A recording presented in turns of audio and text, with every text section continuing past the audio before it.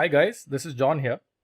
So continuing session 1, after understanding what is AI and how artificial intelligence is used in today's life, now let us take a brief detour and understand how humans learn from a basic perspective.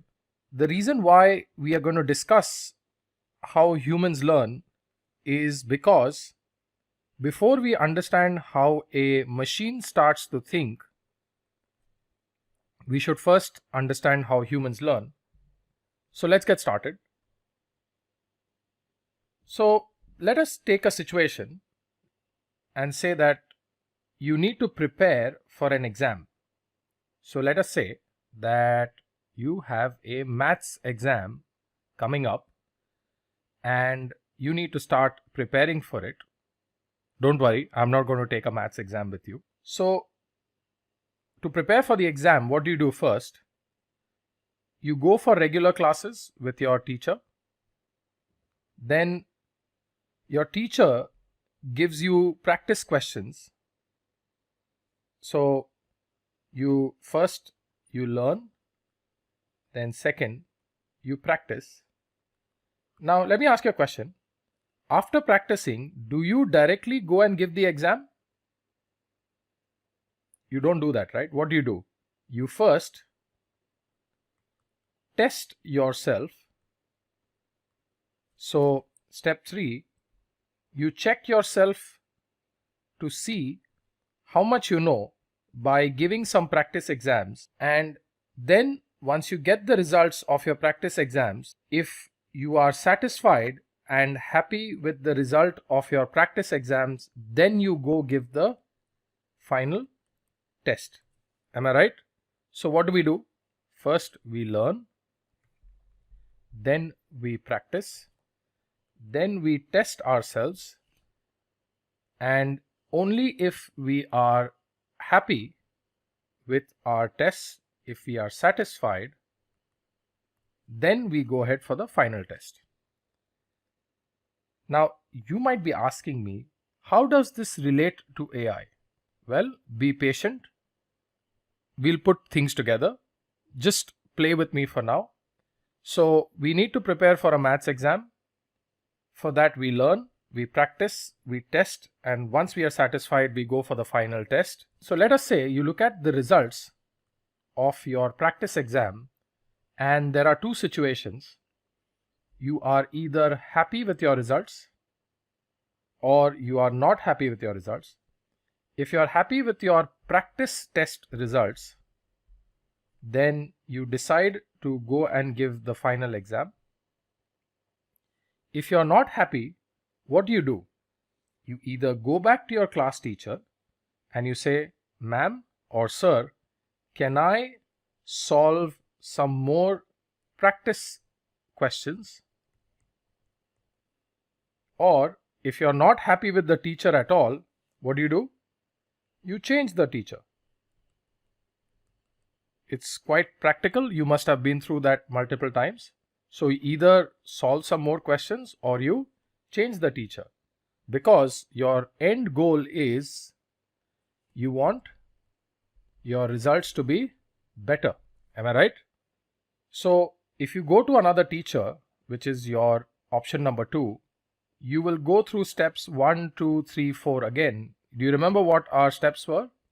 We learn, we practice, we test, and we evaluate the results. So we'll have to go through these 4 steps again with the new teacher, because our final aim is to get a better score.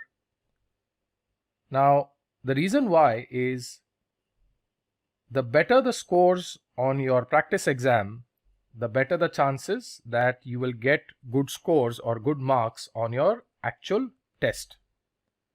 So to summarize, if you need to better prepare for your exams, you need the right teacher,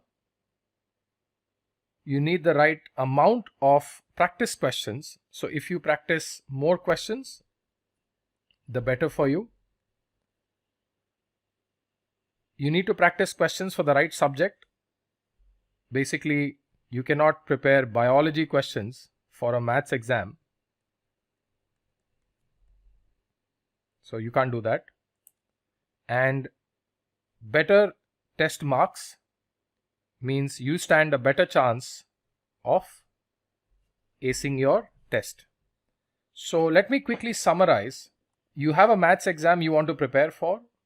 So for that, first you learn, then you practice, then you test yourself, and you evaluate your test results. And if you're not happy with your results, you have two options. You either solve more practice questions or you change the teacher. And in case you decide to change the teacher, you will have to go through the same 4 steps again, so that at the end of the day, if you have a better score on your practice exam, you have better chances of getting a good score on your final exam. And the reason is you either solved more questions and you were training with the right teacher, and you need to make sure that you are practicing the right subject, and you also need to make sure at the end of the day your practice test marks must be good. Now, this is typically how a human learns for a test. Now, again, you might be asking, John, how does this relate to AI? Be patient. We will be discussing this in future lectures. So as part of this lecture, we understood how a human learns for a test, which is part of our session 1. So let me leave you with one small assignment as part of our session 1. I want you to find out if the following examples are applications of AI or they are not AI. If I'm finding the answers of a complicated mathematical problem, am I using AI or not? A biometric attendance system. So you can Google what a biometric attendance system means and see if there is any AI used there. If I need to find out if there is a cricket match going on, and if I'm able to predict or calculate the variations of the game scores of a particular player or a cricketer, am I using AI or am I not? Can I predict when a solar or a lunar eclipse is going to occur? Am I using AI or not? Can I order food from a restaurant without calling? Am I using AI? Or if I can catch a thief with CCTV footages, which is your camera, am I using AI? So I'm just leaving you with an assignment to think. You can Google all of these applications, do a little bit of exercise, and you can find out if these applications are using artificial intelligence or not. So this ends session 1 for us. In the next session, we will look at how does a human brain identify objects, and we will look at an exercise as to how we train the human brain to identify. With that, we will look at a few more interesting aspects. I hope this lecture was clear. I will see you guys in the next lecture. Thank you.